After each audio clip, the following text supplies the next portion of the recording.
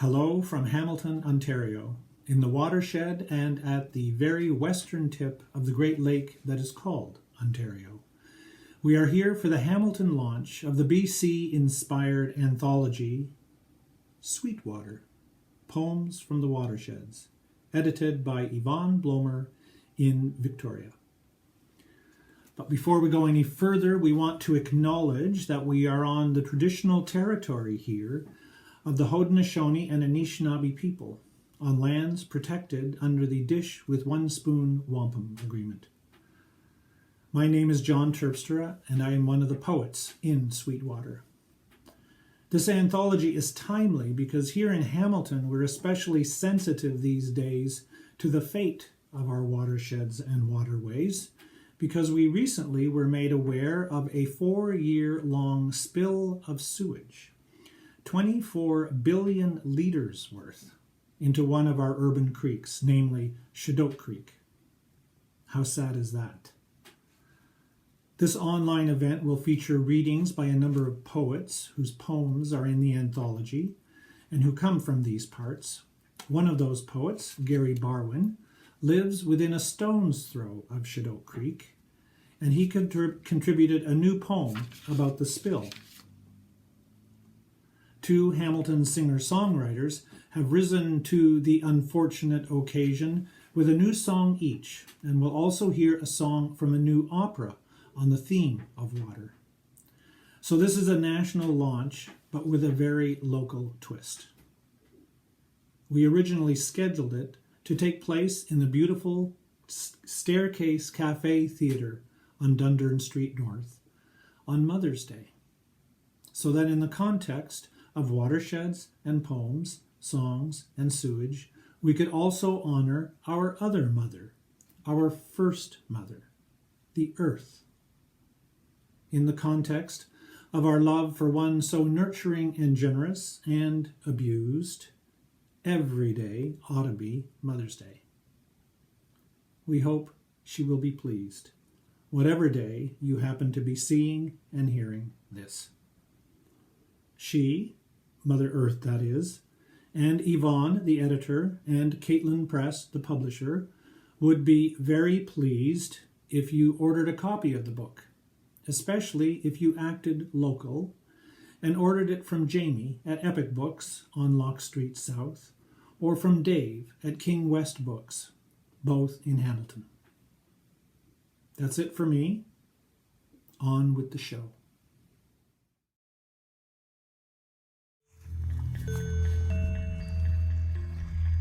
Commencement for Cootes Paradise.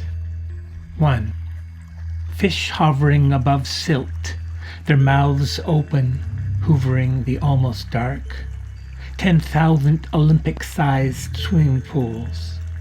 If humans are 60% water, heart 73%, lungs 83%, how many humans is that?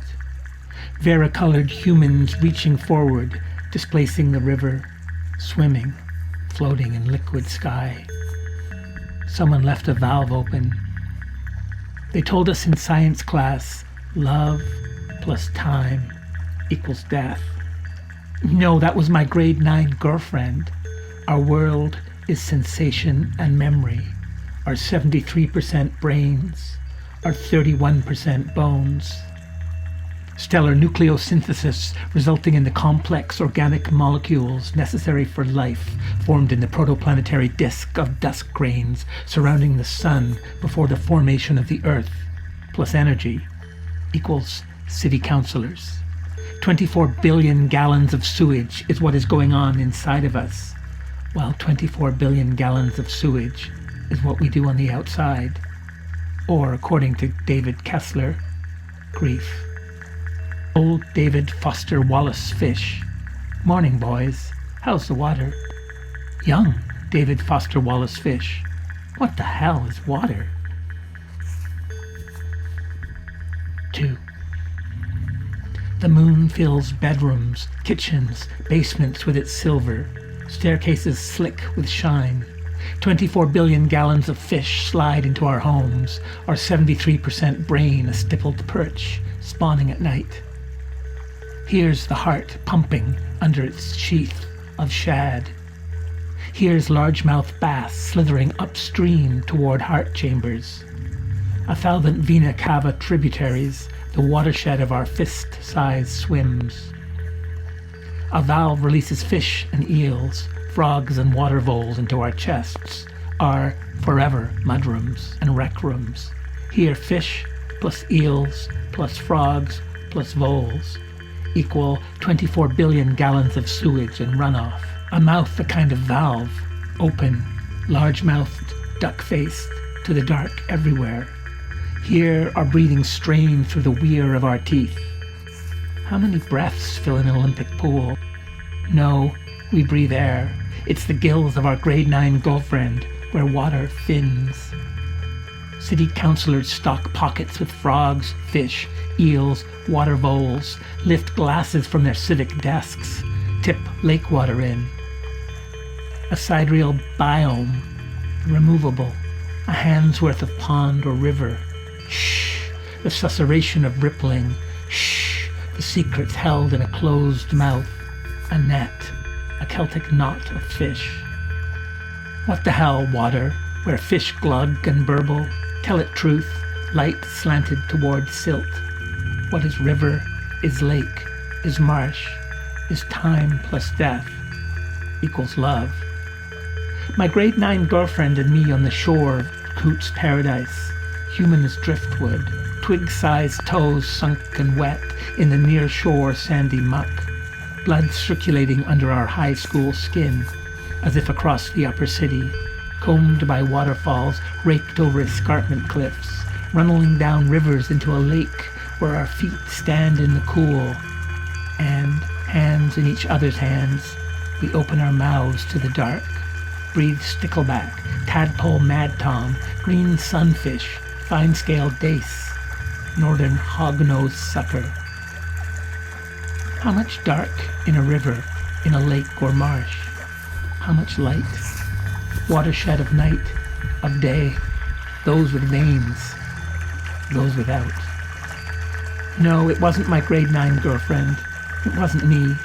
We weren't looking at 24 billion gallons, its dark surface. 100 billion pounds of starlight gone. A nearly 100% full moon. What plus what equals this? What plus what is here to breathe the silt of this dark night?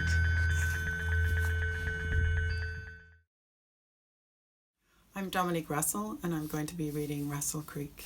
And I just want to thank Yvonne for this beautiful book, and I'm proud to be part of it. And thanks to John for organizing today. Russell Creek is probably the most lost stream around. That's from Lost Rivers, Toronto. I've worn a groove, grieving a cousin, a brother, a father, a friend hit by a truck, friends hit by sorrow. Grief, I know you. You're the heart's goon, tearing wildly at clothes, punching in the gut. Your hope that hooks with brass-knuckled fact. But this, rising now like a wall of water. Did I love dragonflies, salamanders, dusky wings, lady beetles? Or even noticed wild angelica, bleeding hearts, milkweed? I hated skinks and garter snakes. I chose to live in a patchwork of cement. And yet here I am, on my knees again, while my children rescue worms. I listen for something moving, something buried that could rise. Hi, I'm Lukasik-Foss. This is a song called Water Giant.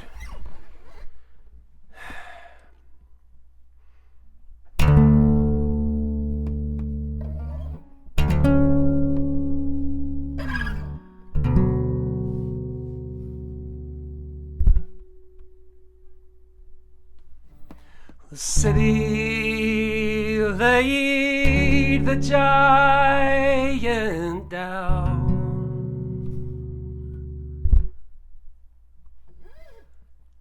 And buried it underground.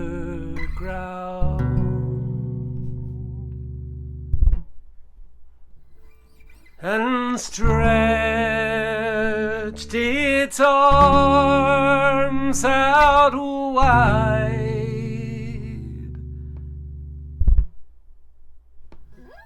but they could not close the giant's eye.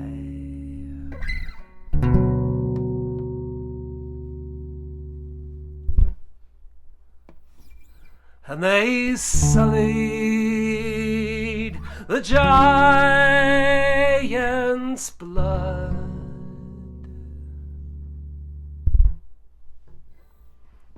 with iron and fire and mud. And they raised up lights, and they raised up noise,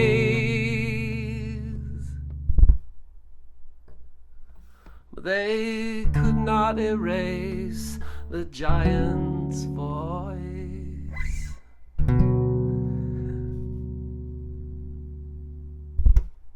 No, they could not erase the giant's voice.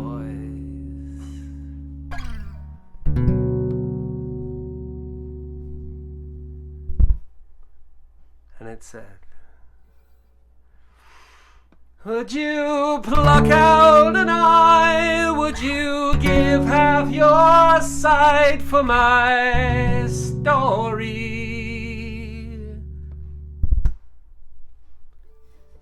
Would you mar and disturb your own precious symmetry for me? In exchange for your blood, your loss, your pain, what would you gain?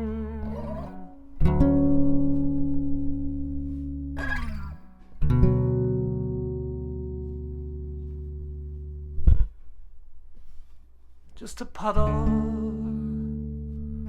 a swamp, a drain,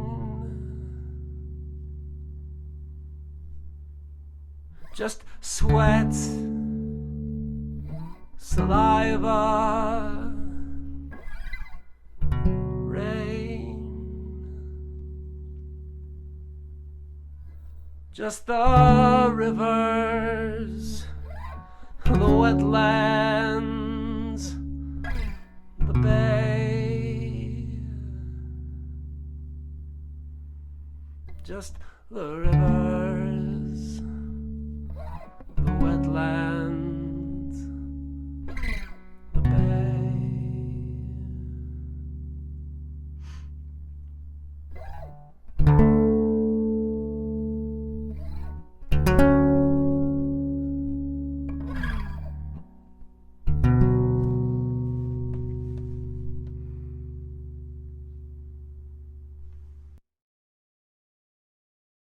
Hello, my name is Robert Boats. I live in Hamilton, Ontario. I'd like to read Late September. Late September for Brian. Driving north to Athabasca through seasons fighting for conquest of an afternoon. A crack across the windshield suggested lightning. A bolt sealed in a paperweight like a scorpion, its tail poised to strike. The day is full of slaughter. Sleet-covered cattle wait to be led to market. Deer evade searching eyes. Smaller animals remain concealed, for death wears wings and is always swift. We are small beneath this sky, traveling toward the horizon. That rainbow in the distance, a sickle, a promise.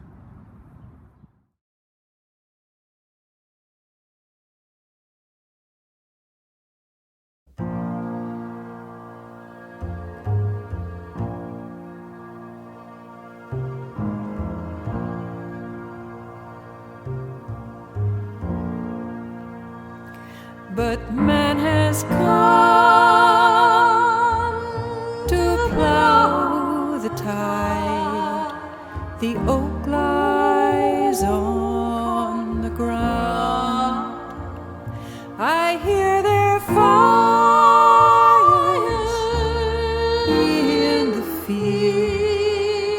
They drive the stallion down. The roses bleed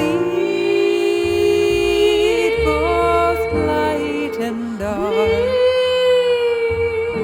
The winds do seldom call. The running sands recall the time when love was Lord of all.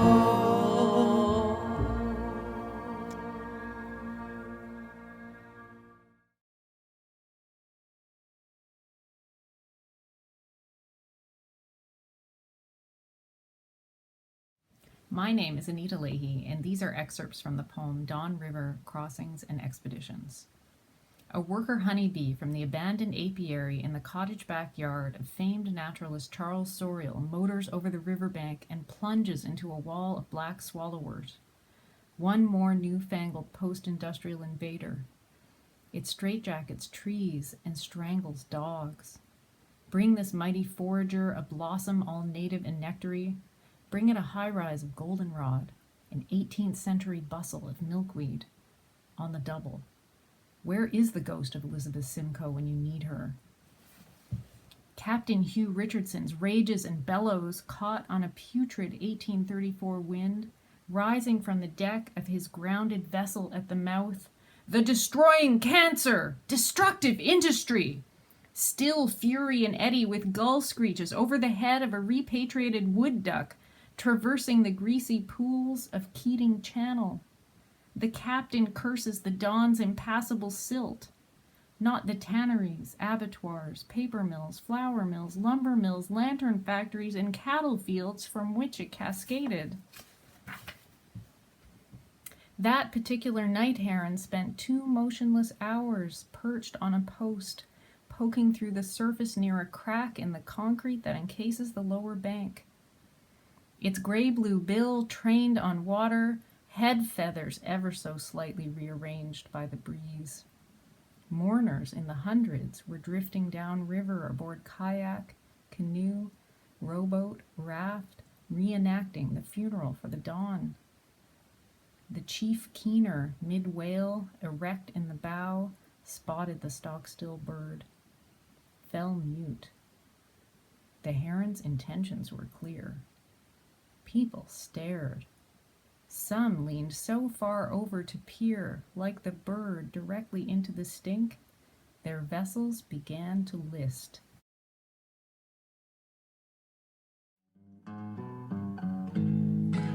Violent through the narrows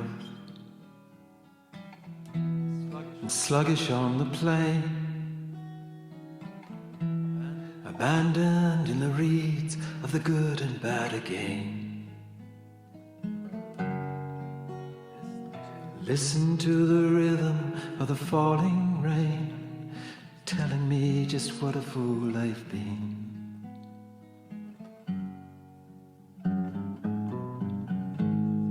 Things are heating up, or things are cooling down. I'm balanced on the cusp of the quick and the drowned. The adverbs and the verbs and the nouns telling me I am eros abound.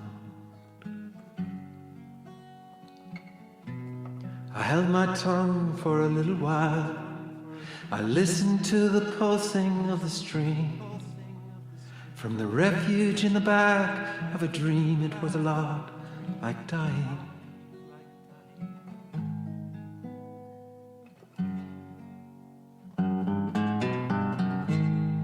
Things are moving fast, or are they moving slow? I'm climbing up the mast when they tell me I must go to the cold dark station down below.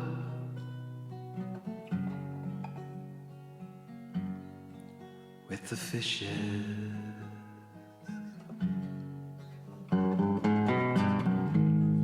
Flailing with the past, swallowed by a wave, disgorged and reconsumed in a cyclic tale. In and out of love and in and out of jail, while all the while the sirens wail. I held my tongue for a long, long time, searching from the back of a cave for a pattern on the voices in the waves, Charybdis swirled and Scylla raged.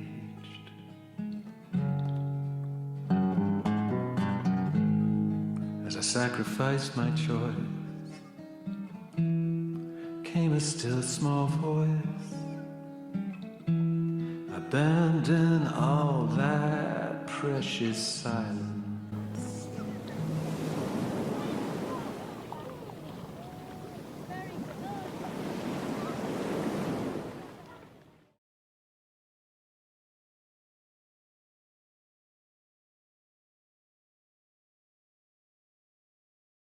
This poem is called A Brief History of Settlement on Hamilton Mountain from 1789. We came to a place after many days walking, the top of a cliff, a plateau of wood and meadow, and followed a creek to its sweet water source. Below, an outcrop of rock tall enough to provide a broad view of this oasis from the strife we had so recently suffered in another land.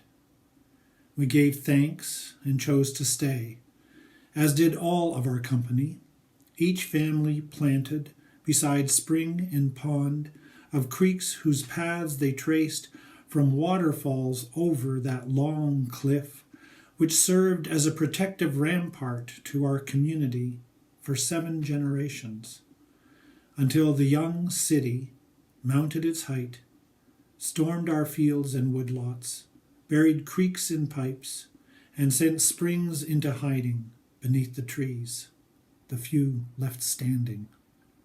The trees, those intermediaries between ourselves and our Maker, whose roots never ceased to divine the living waters that my people, naked under shower heads, with kitchen faucets running full blast, forget.